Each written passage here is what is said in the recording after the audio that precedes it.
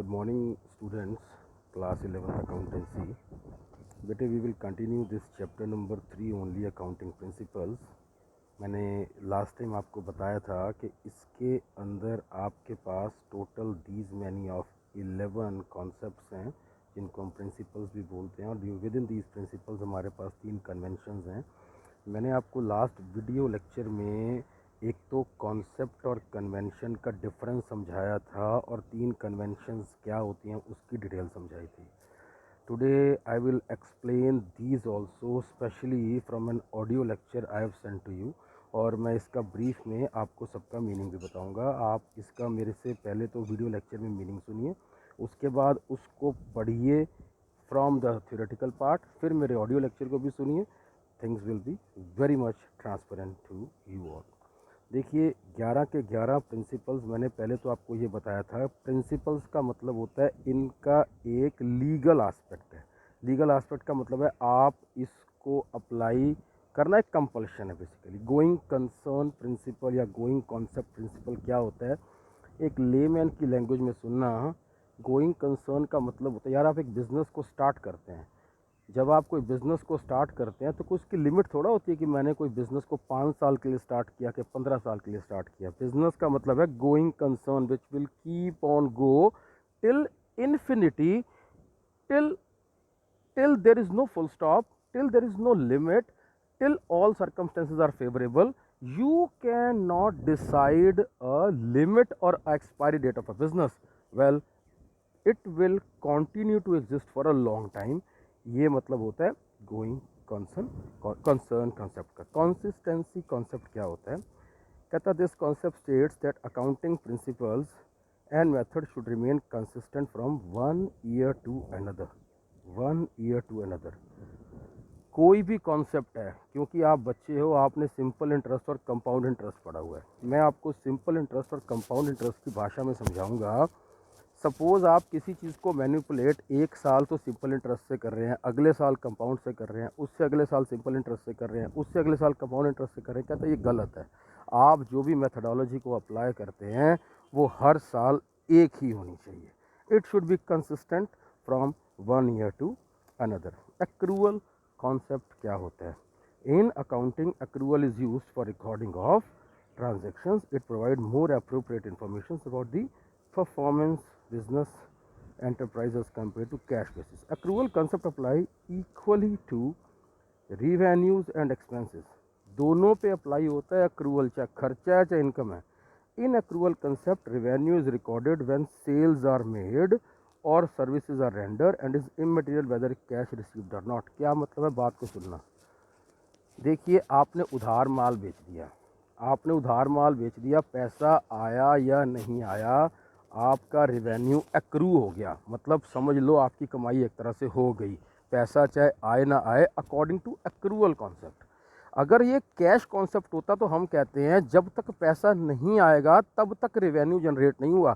लेकिन accrual concept में जैसे ही आप कोई सेल करते हैं, जैसे ही आप कोई सर्विस रेंडर करते हैं, उधार में ही कर दिया आपने, वो सब चीज़ें मान्य हैं, वो सब चीज़ें वैलिड हैं, वो सब चीज़ें basically you can say positively allowed है।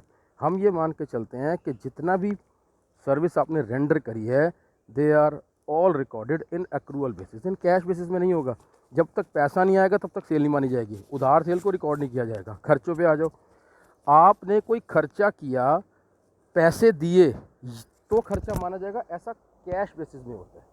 This is only in cash basis. In accrual basis ये क्या होता है, आपने बेसिक सपोज आप किसी के घर पे किराए पे रहते हैं, आप किसी के घर पे किराए पे रहते हैं, 3 महीने का किराया अगर ड्यू है, अगर आपने पैसा नहीं दिया तो भी समझ लो खर्चा हो गया, वो खर्चा माना जाएगा, वो खर्चा आउटस्टैंडिंग है, वो खर्चा आप रिकॉर्ड में लाएंगे। लेकिन कैश बेसिस में जब तक आप पैसा देंगे नहीं, समझ लो खर्चा हुआ ही नहीं। लेकिन हम यहाँ पढ़ रहे हैं एक्रूअल बेसिस। तो एक्रूअल बेसिस में हर उधार की एंट्री, पैसा आया हो या ना आया हो, वो रिकॉर्ड में लाई जाती है। फिर है business entity concept. According to this concept business is treated as separate distinct from its owners. घर में 4 मेंबर हैं आप, suppose father, mother and 2 kids. Layman की भाषा में मैं आपको बताता हूँ, अगर आपका कोई बिजनेस है ना तो समझ लो आप 5 मेंबर हो, 2 बच्चे, मम्मी पापा एंड बिजनेस, ये टोटल 5 मेंबर, 5 बच्चे नहीं 5 मेंबर हैं। वो कहते हैं जो ये मेंबर है, बिजनेस एक जो ऐसा मेंबर है जैसे नॉर्मल घर के मेंबर खाते हैं वे ये भी खाता है, तो जो जनरेट करेगा खा के जनरेट करेगा। इसका बेसिकली एग्जिस्टेंस जो है वो नॉर्मल ओनर से अलग है। जैसे ओनर अलग है, उसकी वाइफ अलग है, बच्चे अलग है, बिजनेस एक सेपरेट एंटिटी है। This is not joint with owner. Clear? According to this कहता है business unit should have a completely separate set of books as we have to record business transaction for the firm. Business की books अलग होती हैं और owner की books अलग होती हैं। ओनर उस बिजनेस में क्या है ये बुक्स में लिखा जाता है। तो सीधी सी बात है, business is a separate entity. Money measurement concept ये पहले भी आपको चैप्टर 1 में बताया था कि जब तक आपकी कोई चीज़ पैसों में कन्वर्ट नहीं होती, हम ये नहीं मान के चलते कि उसका रिकॉर्डिंग हो सकता है। फॉर एग्ज़ाम्पल यहाँ लिखा भी हुआ है, आप एग्जाम्पल मेरा सुनिए। आपके पास 3 प्लॉट हैं, 3 मकान हैं, इसका कोई लेना देना नहीं है। आपने इतने किलो सोना लिया, इसका कोई लेना देना नहीं है। आपने इतने ग्राम सामान लिया, कोई लेना देना नहीं है। कितने रुपए का लिया, कितनी अमाउंट का लिया, सिर्फ उसका लेना देना अकाउंट्स में होता है, उसकी एंट्री होती है, वो मनी मेजरमेंट कॉन्सेप्ट होता है। इसके बाद आप नेक्स्ट देखिए बेटे, नेक्स्ट है अकाउंटिंग पीरियड। 2 तरह के पीरियड होते हैं financial year, 1 April of current year to 31 March of next year, और कैलेंडर ईयर कहते हैं 1 January of current year to 31 December of current year. तो बेसिकली बिजनेस जो भी अकाउंट्स बनाता है किसी भी पीरियड के बना ले, आप क्वार्टरली बना रहे हैं, आप छमाही बना रहे हैं, आप ईयरली बना रहे हैं, आप कैलेंडर ईयर में बना रहे हैं, आप फाइनेंशियल ईयर बना रहे हैं, there should be a period जिसके भी आप उसके अकाउंट्स को जज किया जाता है। कॉस्ट कॉन्सेप्ट और हिस्टोरिक कॉस्ट कॉन्सेप्ट भी आपको बता चुके हैं चैप्टर नंबर 1 में। Whatever you have purchased will be recorded on the basis of the amount you have purchase for. कहता for example if a business entity purchases a building for 20 lakh रुपए, it would be recorded in the books at this figure. अगर ये 20 लाख की चीज़ 60 लाख की होगी ना, 60 लाख का कोई लेन देन नहीं है, रिकॉर्ड में 20 लाख ही आएगा, बिकॉज हिस्टोरिक कॉस्ट के हिसाब से उसकी जो एंट्री उसके जो बुक्स में रिकॉर्ड है, उसका जो पेपर वर्क है 20 लाख के हिसाब से हुआ था। There is no value of market value. उसके बाद आप देखिए ड्यूअल एस्पेक्ट। ड्यूअल सिम तो पढ़ा होगा मोबाइल में आपने, mobile dual SIM, double SIM.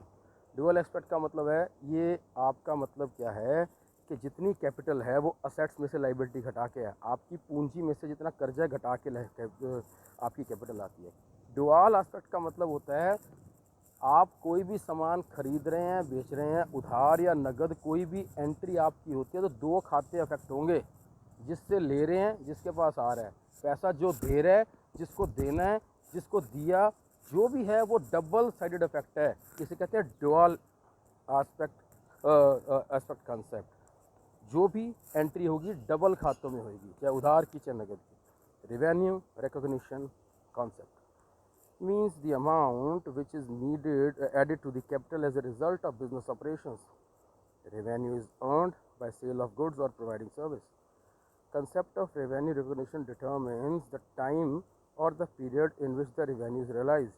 समझना ध्यान से, आपने एक मोबाइल रिचार्ज कराया 1 जुलाई ऑफ करंट ईयर को और 1 साल का रिचार्ज कराया। 1 जुलाई से 1 साल बनता है अगली 30 जून तक। तो देखा जाए इस साल के 9 महीने 31 मार्च तक इस साल के होते हैं और अगले साल का अप्रैल में जून आता है। वो कहता है अगर तुमने 1200 रुपये का रिचार्ज कराया तो इस साल के 9 महीने का 900 रुपया खर्चा माना जाएगा और अगले साल का 300 रुपया खर्चा माना जाएगा।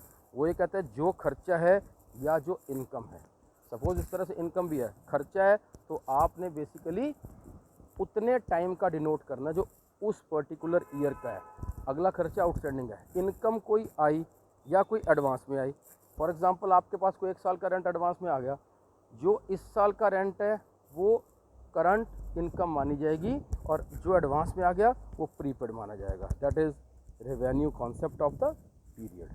Matching concept, the concept is very important for the correct determination of profit. According to this concept, in determining the net profit from business operation, all costs which are applicable to revenue of the period should be charged against that revenue. ये जो मैंने अभी आपको mobile recharge के अंदर जो concept बताया है खर्चे का, well that is equivalent to matching concept.